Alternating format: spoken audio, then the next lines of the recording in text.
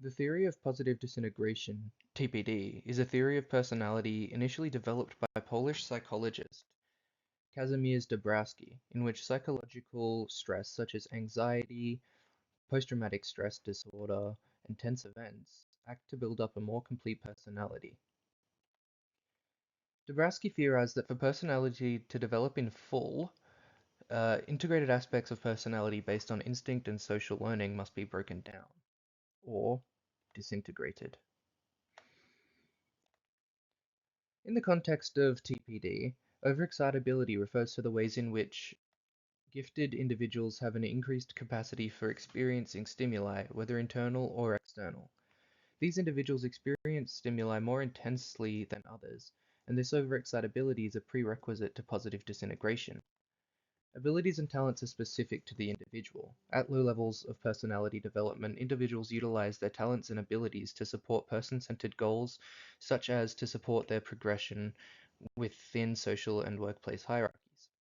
At higher levels of personality development, individuals no longer only use their abilities and talents egocentrically, rather implementing them into their own personal hierarchy of values, so that they may firstly express their vision of their ideal personality and worldview, and then secondly, achieve it.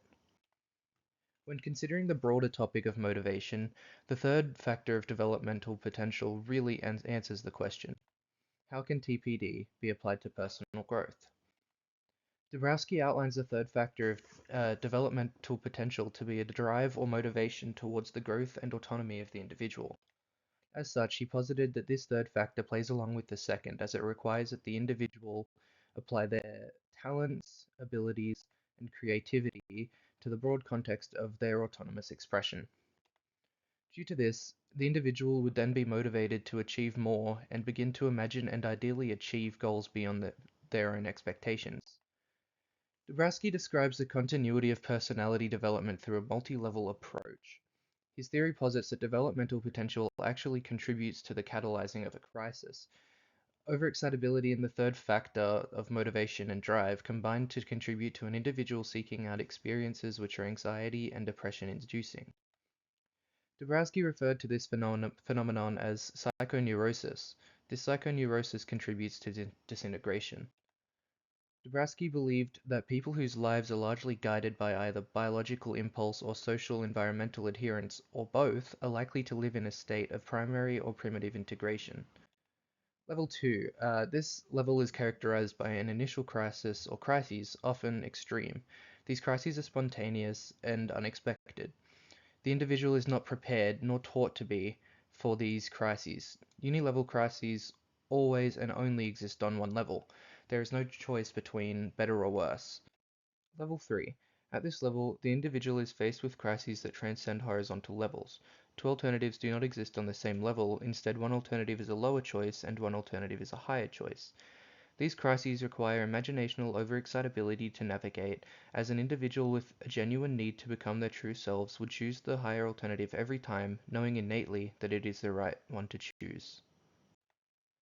Level 4. In this level, development is no longer enacted upon the individual involuntarily or spontaneously, rather the individual reviews life consciously from the multi-level perspective.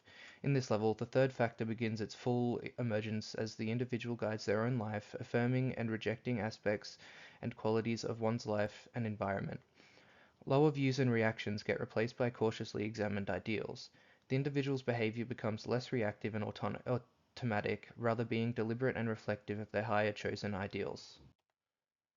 Level 5. The fifth level is similar to the first level in that individual's personality is no longer in a state of disintegration. However, it varies from the first level as the individual's behavior is guided by decisions formed from a hierarchy of personal values. Very little conflict exists at this level because the person's behavior is based on their inner standard of how life is meant to be lived.